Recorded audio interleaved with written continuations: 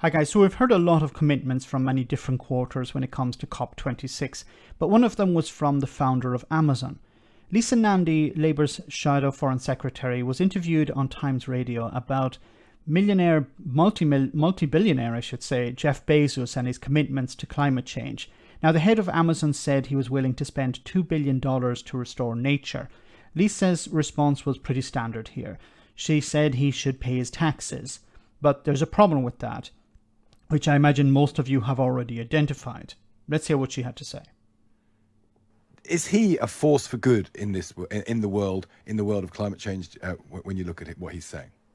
Well, he's just announced significant investment, and that's very welcome. But I guess my message to Jeff Bezos would be, if you paid your taxes, we could also make good on those commitments to the developing world that we made 11 years ago in Copenhagen, that have become a major sticking point in the negotiations at this climate conference. So, it's no use putting finance into the fight against climate change while taking it away from those governments who are so essential in leading that charge. Everybody's got to do their bit, of course, and it's welcome when people step forward with commitments, but there's no substitute for actually doing your bit, living up to your obligations and paying your fair share in tax.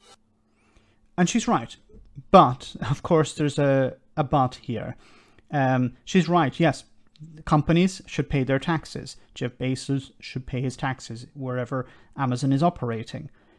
But the problem is not so much Jeff Bezos and Amazon and Apple and Google and other companies that are avoiding paying tax whatsoever or paying very little in tax. The problem is the government. Why is the government allowing this to happen?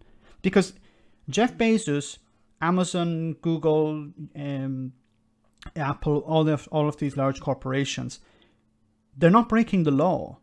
They're not doing something illegal. They're operating within the law. And they have found a way to avoid paying their taxes or their fair share in taxes. So the government need to close this loophole. The government need to make it illegal not to be paying your taxes so that these people can be dragged in front of a court, fined or put in prison. But that's not happening. Why is that not happening? Why aren't we closing these loopholes? Now, if you or I don't pay our taxes, we're in serious trouble. In a way, we can't not pay our taxes because in many cases the taxes are taken away at source.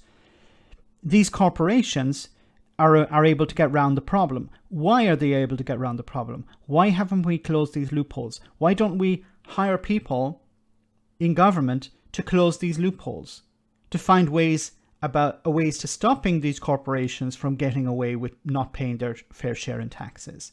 So yes, it's important to say these companies need to pay their taxes, but the responsibility is on our governments.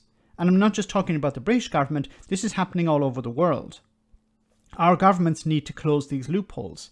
They shouldn't allow these corporations to get away with not paying their fair share in tax. Why are we allowing this? I don't know. Is it corruption? I don't know.